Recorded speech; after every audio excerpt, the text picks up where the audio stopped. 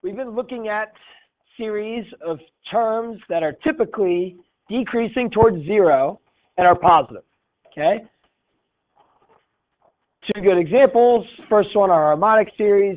We know if we take our partial sums, 1, then 1 plus a half, 1 and a half, then plus a third, we get higher, then plus a fourth, we're going to continue to get higher, plus a fifth, plus a sixth. Even though my terms are decreasing, this continues to trend upwards.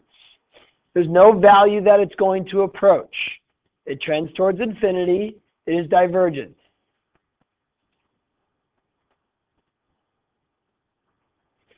Whereas if we look at 1 over n squared, its terms, 1 plus a fourth, plus a ninth, plus a 16th, plus a 25th, plus a 36th, will not be adding enough each time for this to increase. Instead, we'd be approaching this kind of horizontal asymptote, which represents S, the sum of our series.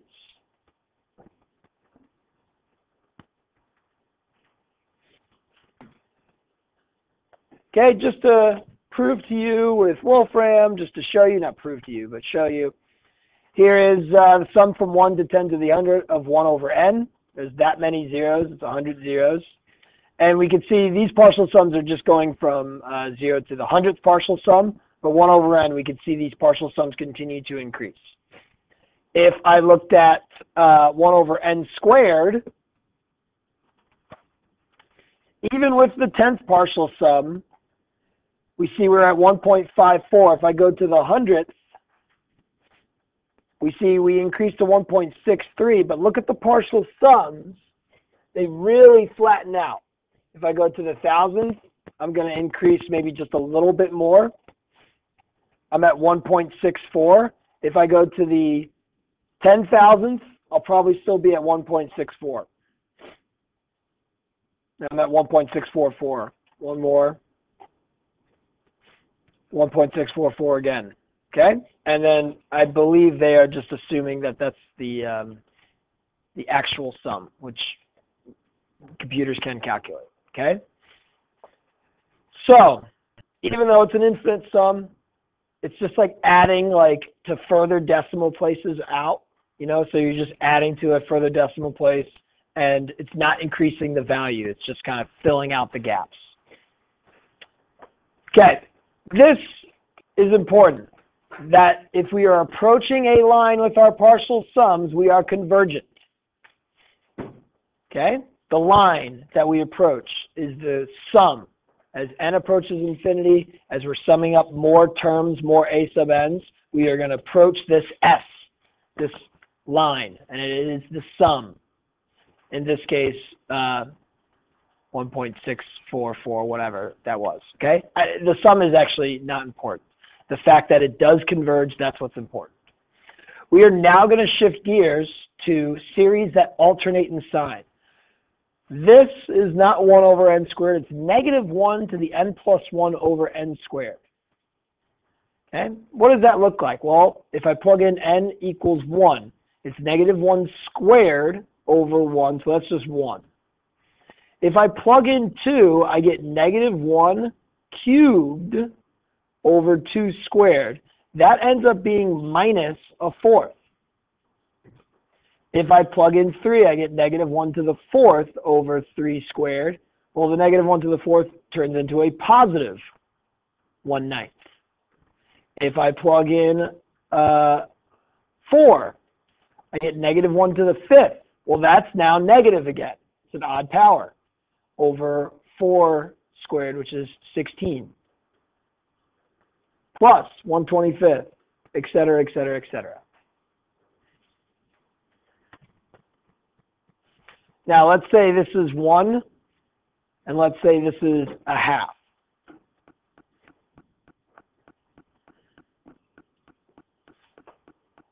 I would like you guys to approximate your partial sums and graph them here.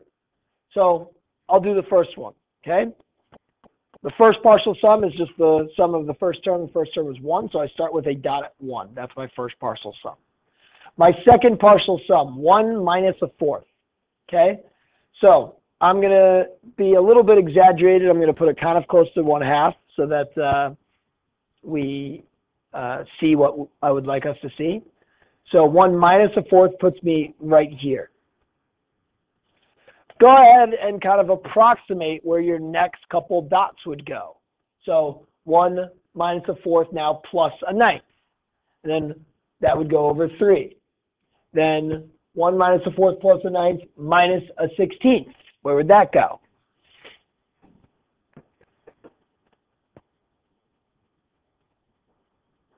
And look at your neighbors and see if they have the same kind of stuff.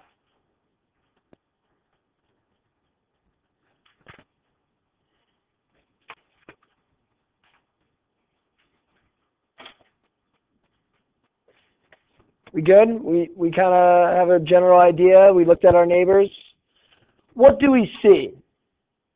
We see that we come down here, but then the next term I add. But I add 1/9. So that's a lesser value than I subtracted. So I'm going to go up, but less than I went down. Okay, so I go up a 9th here.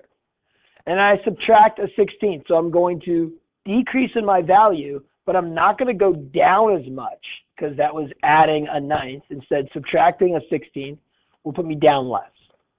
And then adding a 25th will put me up a little bit more. And then subtracting a 36th will put me down a little bit more. Adding a 49th, subtracting a 64th, adding a 81st, right? Discuss with your neighbors, does this series, which is what we call an alternating series, does it converge or does it diverge, and how? Can you see?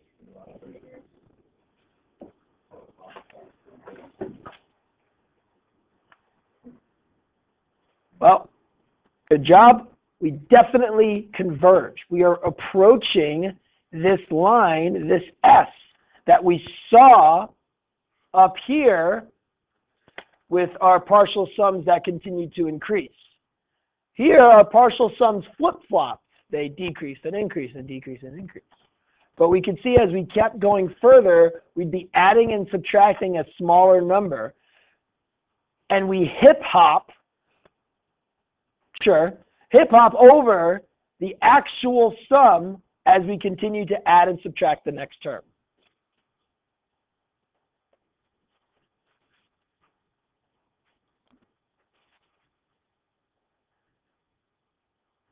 Well, let's look at another series.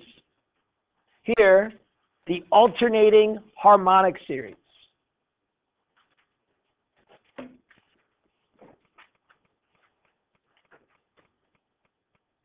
Now, we know the harmonic series, 1 plus a half plus a third plus fourth, divergence. Well, let's look at this. Turn this into an n plus 1, please. That way we have positive 1 first. And turn this into 1 and this to a half. That's just my bad. So positive 1 minus a half plus a third minus a fourth plus a fifth, et cetera, et cetera. Sketch their partial sums and then tell me, is that going to converge?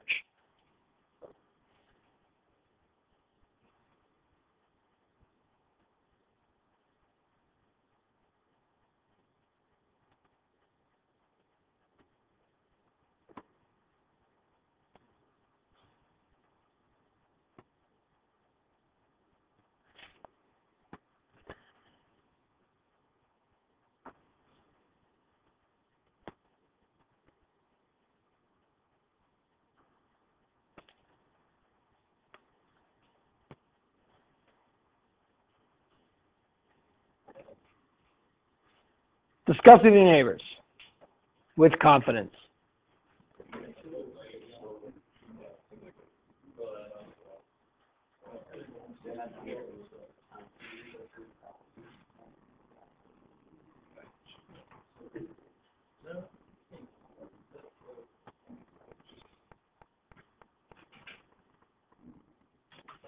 It may be slower, But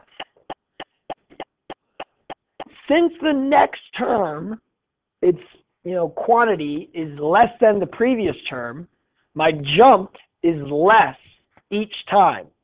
So I jump over, my thing is not calibrated. I jump over S each time, but I get closer and closer to S, and my jump is smaller and smaller and smaller each time I add or subtract the next term. Does that make sense? The key is that this term is greater than this term, which is greater than this term, which is greater than this term, or this term is less than this, which is less than that, which is less than that, which is less than that. That provides that jump to partial sums that get closer and closer and closer to that line. Does that make sense? So even though it's a harmonic series, which is a divergent series, since it's alternating, it's convergent.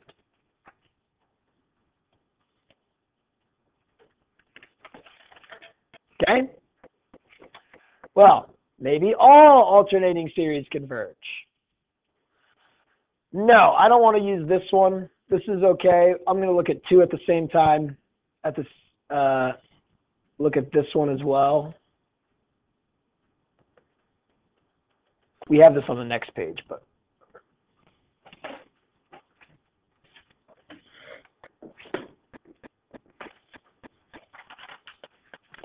that, okay? This guy is 1, then -1, then +1, then -1, then +1, then -1. Are we getting closer to a specific S? No, we could say that like a half splits them, and there are some mathematicians that say that 1 - 1 + 1 - 1 is a half. But for us, we're going to say no, we are not converging to a specific kind of horizontal asymptote for our partial sums. So we would say this is divergent. Now, you're used to saying divergent because it's going to trend towards infinity. Divergent just means it doesn't approach a value, it's sum. So this is divergent. It doesn't trend towards infinity, but it's not trending towards a specific value. Now this is an alternating series, okay? But if I look out in the future,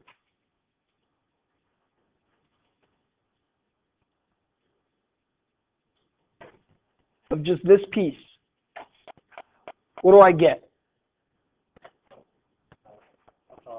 1/2, right? Well, this is the case where eventually maybe I'm going to kind of decrease, but then I'm just going to be adding a half, subtracting a half, adding a half, subtracting a half. So we don't get closer and closer and closer. Eventually, we'll be adding a half, subtracting a half, adding a half, subtracting a half. So that's not going to converge. It doesn't pass the nth term test. The nth term test works even for alternating series, right? Our terms have to trend towards 0. Okay, good. Things to keep in mind.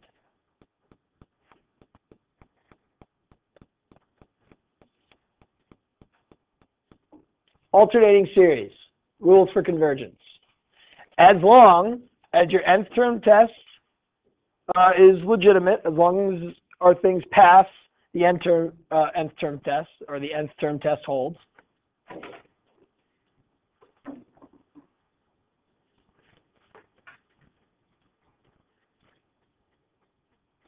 which means as n approaches infinity, a sub n approaches 0. And as long as your terms, really the absolute values of your terms, decrease, so that when you add less than the previous one. And then when you subtract less than that one. Then you add less, and then you subtract less. So that we have that hip-hopping action, but getting closer and closer to S. The way we could say that is a to the n plus 1 is less than a to the n.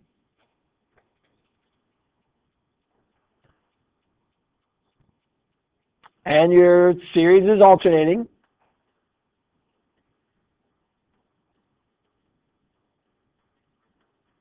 your series will converge.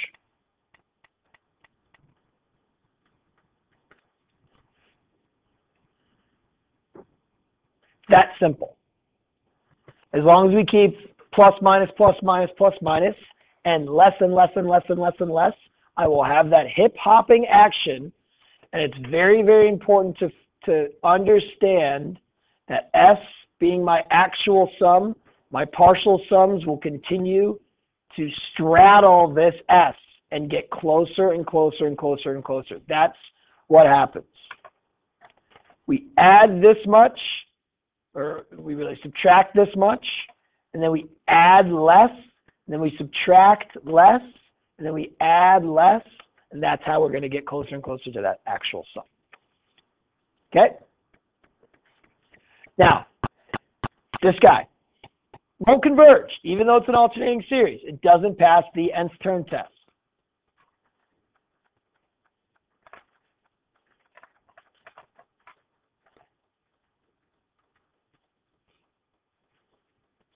Okay, its terms will trend towards a half.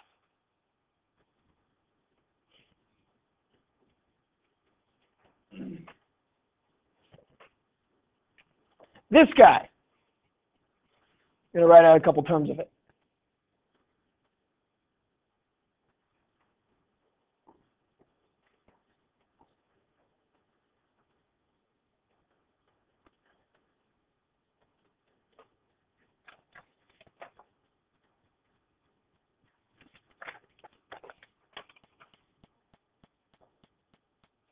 Does this guy converge or diverge? I'll tell you right now, it diverges. Who can tell me why?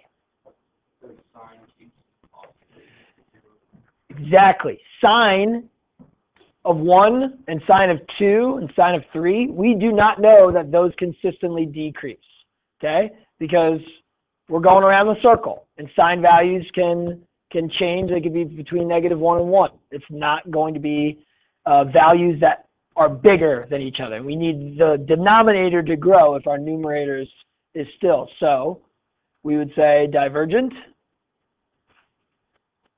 a sub n plus 1 is not greater than a sub n always.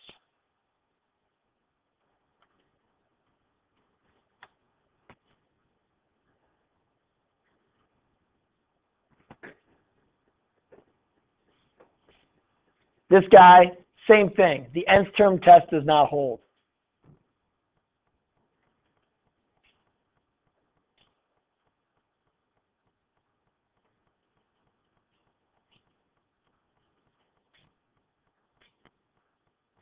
So in this case, our partial sums would just get bigger and bigger, and I'd keep going further and further out, even though it alternates.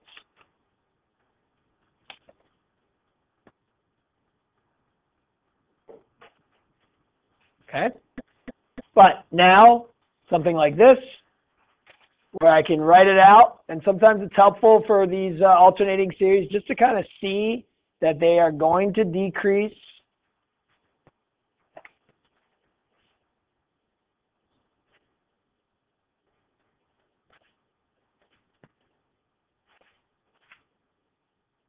What's 3 to the 4th? 64?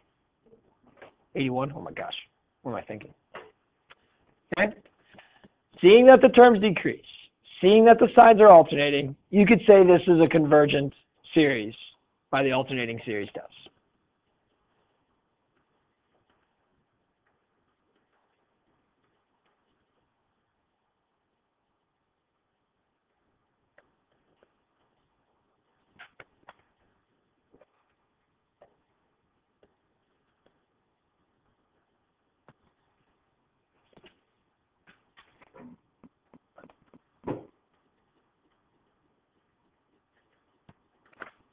And actually, we could go back and rewrite this as -1 to the n times -1 over 3 to the n, and that can turn into -1/3 to the n times -1, and say, oh, that's just a geometric series.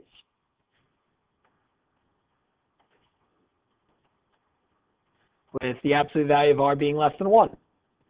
So two ways to show that this series is now convergent. Either a convergent geometric series or a convergent alternating series. Just shows you now we're just adding to our arsenal. Okay? Well, what's great about these alternating series is that the partial sums that I produce, this being S1, this S2, this S3, they bound my actual sum, right? S3, since I added a third, and I go up to this one by adding a third, I know that that's got to be greater than my actual sum. S2, which is S1 minus a half, I know that's less than my actual sum, right? I know that two partial sums, no matter which two, if they're sequential partial sums, they bound my actual sum. Here, S3 is bigger than S, and S is definitely less than S2. If I look at S4, well, S4 is less than S because I subtracted a fourth, and that's less than S3. Right? All of a sudden, I just start to squeeze what my actual sum is by looking at my partial sums. So we get a lot of value from that because here, this line, it's tough to know where it starts. I only have a lower bound as I continue to add my partial sums. I know it's like, well, it's at least this. But to have an upper and a lower bound, that's cool. I can kind of talk about the error, the maximum error that my actual, that my partial sum is compared to my actual sum. Okay, that's what we're going to talk about. Knowing, and I pretty much should have done that over this, so let's just recreate it. Okay, 1 minus a half plus a third minus a fourth, etc., etc. 1, I know this is S1. Subtract a half, I get to S2. Add a third, I get to S3. Subtract a fourth, S4. Add a fifth, subtract a sixth, etc., etc.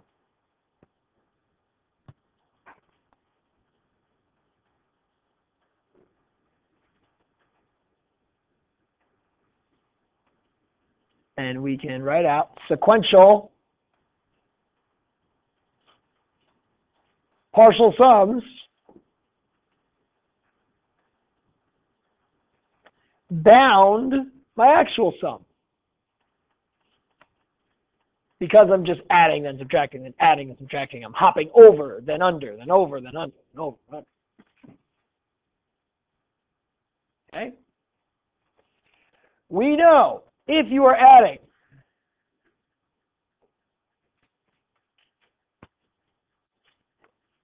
the next term, okay? If I know the next term is a plus term, I know that partial sum produces a greater value than the actual sum.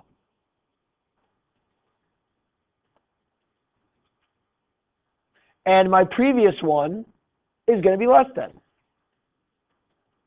If I subtract the next term, I know that partial sum will produce a smaller value than the actual sum. And the previous partial sum is going to be greater than. Okay, now one more thing. Let's look at just S4 from here.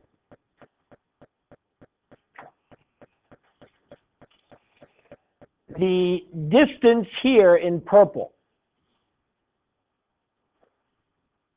that is considered the error. It is the distance from your partial sum to your actual sum.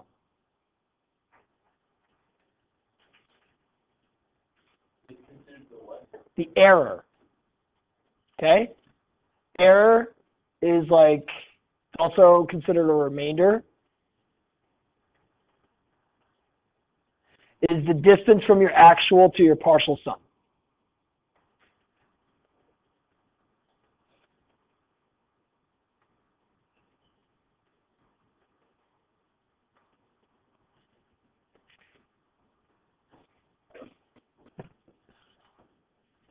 Okay? I know this error right here in purple is less than how much I added to get to my next term. Does that make sense? If I'm adding my next term and I pop over the actual, well then my error between my partial sum and my actual has to be less than this 1/5. Or look at the next one. Let's look at this S5. It has this error. How far away is it? Well, I know it's going to be less than a 1/6. Because when I subtract a 6, I get down here. So I know this partial sum is within a 1/6 of my actual. And I know S4 is within a 1/5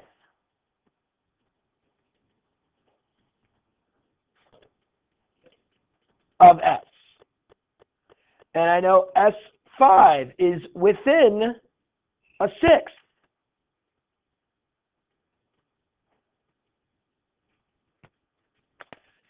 of S. This one being the purple guy, purple error, and this guy being the green error.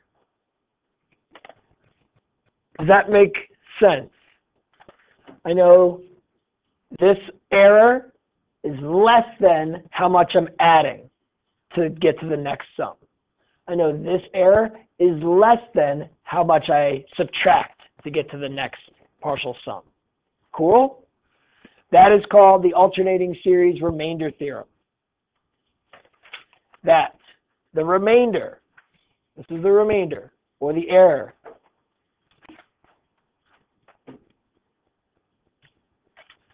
just a positive error, the distance. The positive remainder means distance from the actual, which can be expressed by the actual sum minus your partial sum.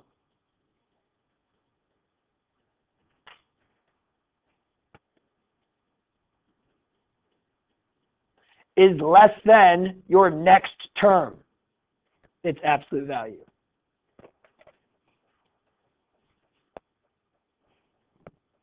Next term's quantity. I like to say the next term's quantity rather than the next term, so you know it's like a distance.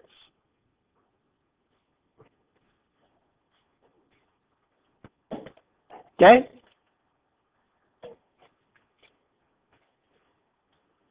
Find a lower and upper bound for this partial sum using S sub 4.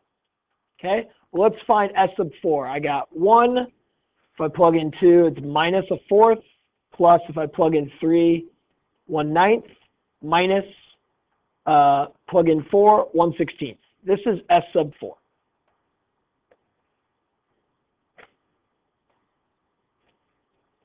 Right?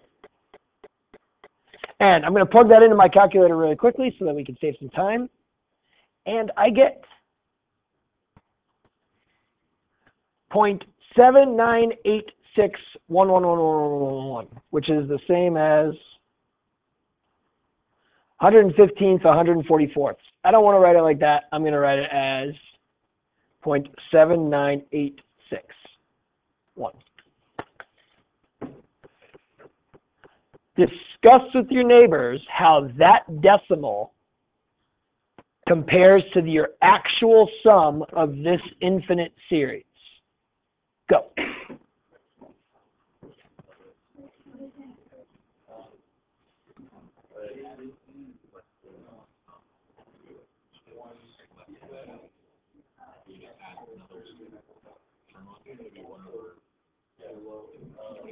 Yes.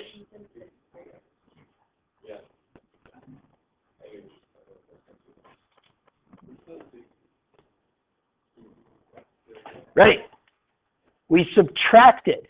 If you think about your partial sums, 1 minus a fourth plus a ninth minus a 16th. The actual sum must be between that. You know this is less than my actual sum. What would be an upper bound? Well, I could use 1 minus a fourth plus a ninth. That would be one upper bound. But give me a better upper bound. Add a 25th. So we know that is less than 0.79861 repeated plus 1/25. And we know that S is within 1/25 of 0.79861.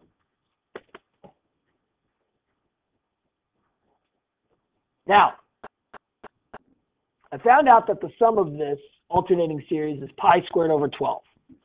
Finding out how that is, I don't know personally how to do it by hand. I assume it's more kind of computer functions that look at just extrapolated over and unders, give a good enough decimal approximation. I actually probably not, because the answer is pi squared over 12. Okay.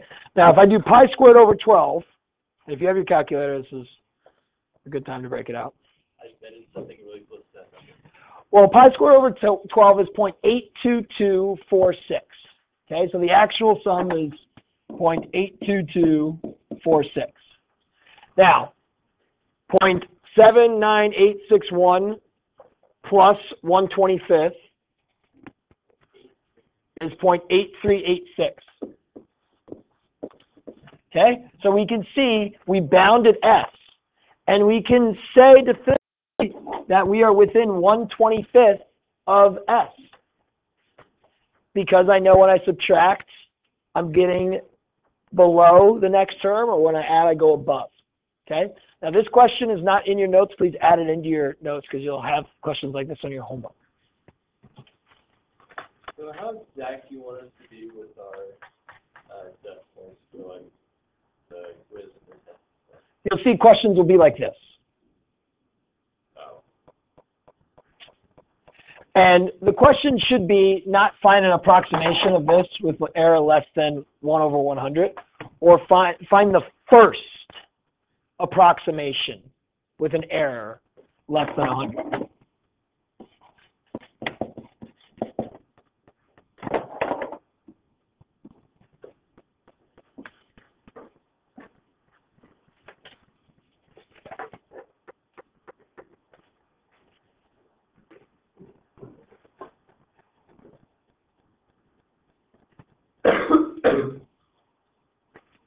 Okay.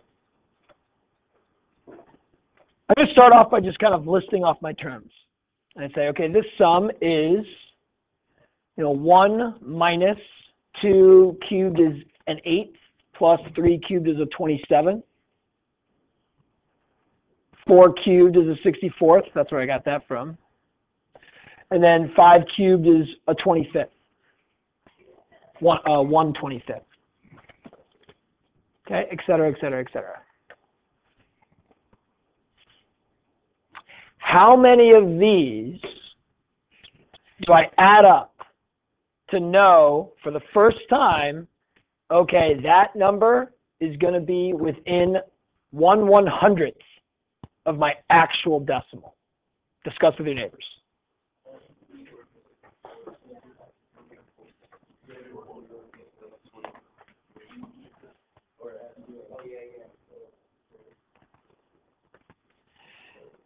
Just these 4 are all you need to be within 1/100th of the answer. Why?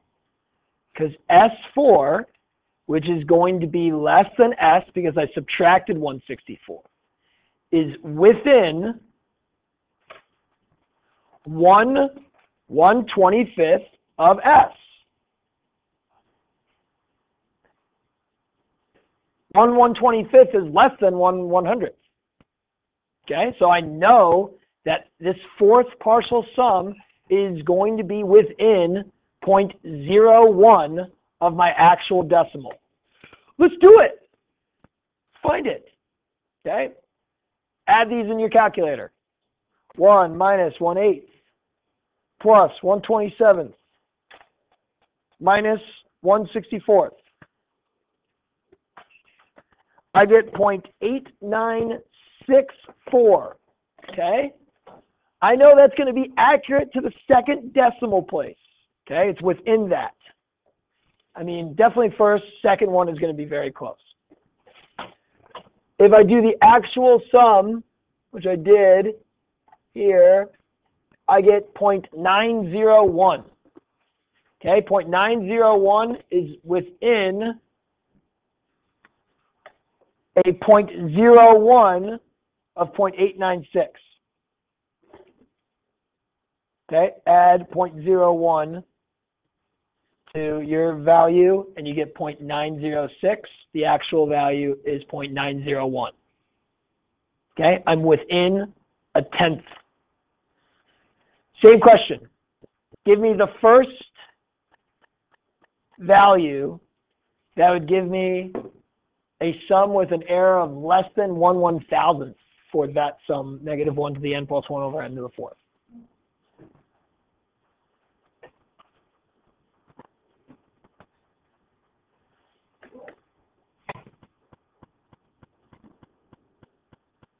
Start listing off terms.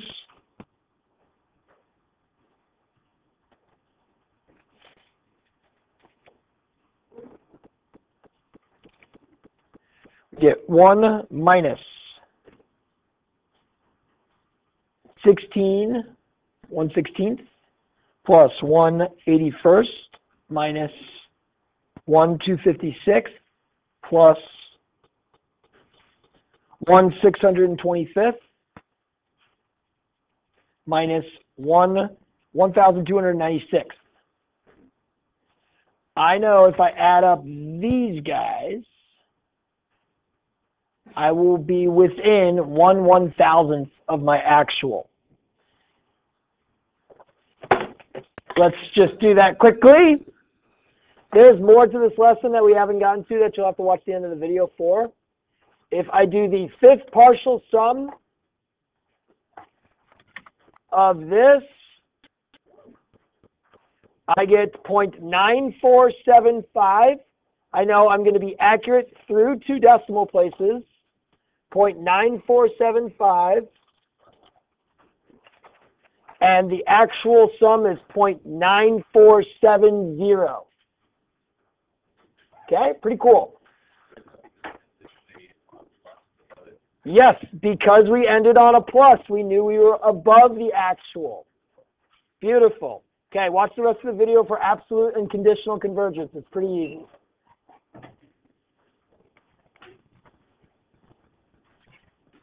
One more error question. Show that this is less than 1/2.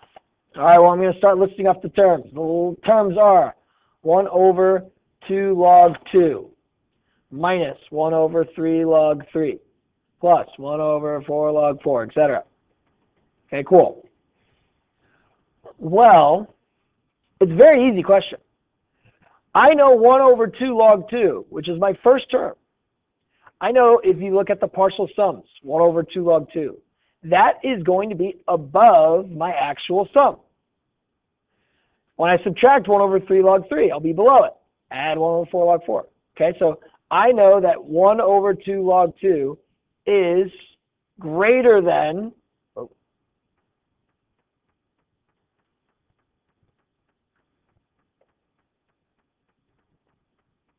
S. S being right here. Well, I know log 2 is a value. It's a positive value. 2 times log 2 is going to be greater than 2. So this is less than 1/2. So my sum, which is less than this, has to be less than 1/2. Done. Okay? Moving on. Talk about absolute versus conditional convergence. The series is absolutely convergent if the absolute value of A sub n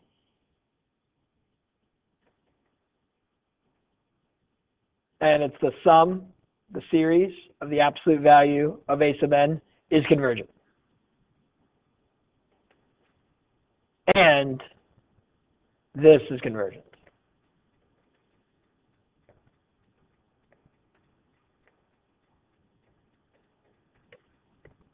A series is conditionally convergent if this is convergent, just A sub n,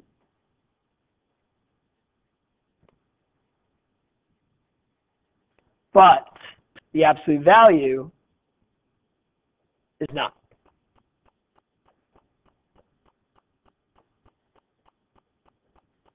Okay? Still means you're convergent. If this is convergent, you're convergent. But it's just not absolutely convergent. Okay? We'd call it conditionally convergent. Okay.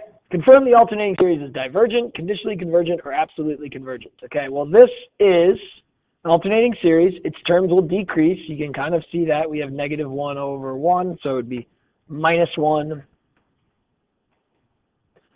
plus 1 over root 2 minus 1 over root 3 plus 1 over root 4. I know as these continue to increase, my terms are going to decrease. So that's good. The alternate terms will trend towards 0, so it's convergent. So just the series in general is convergent. Now if I take the absolute value of this,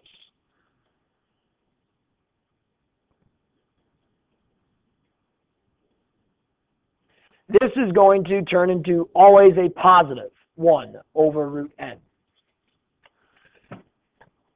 Positive 1 over root n, the negative 1 to the n will just always be positive 1. We can just get rid of it.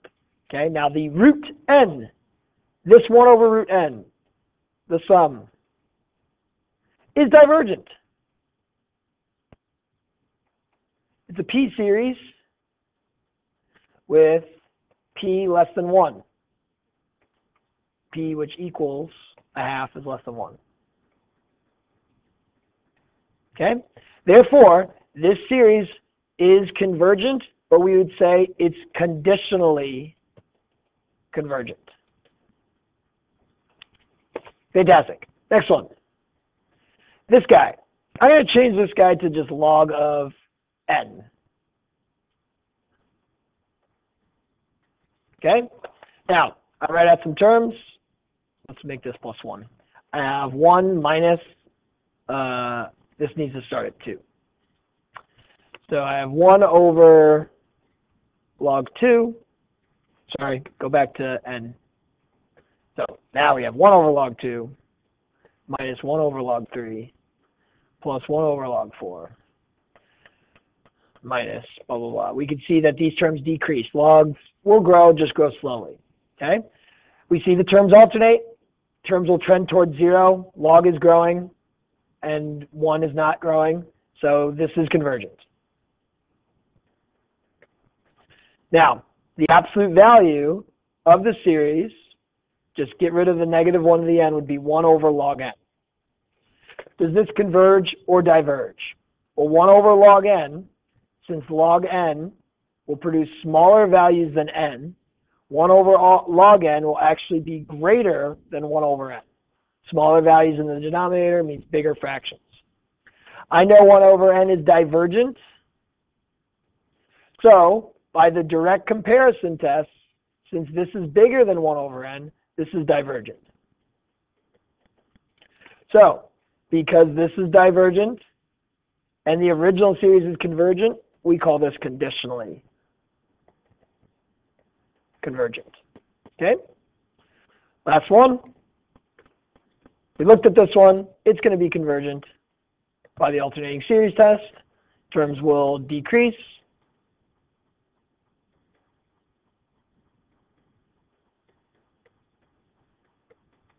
Okay? If I look at the absolute value,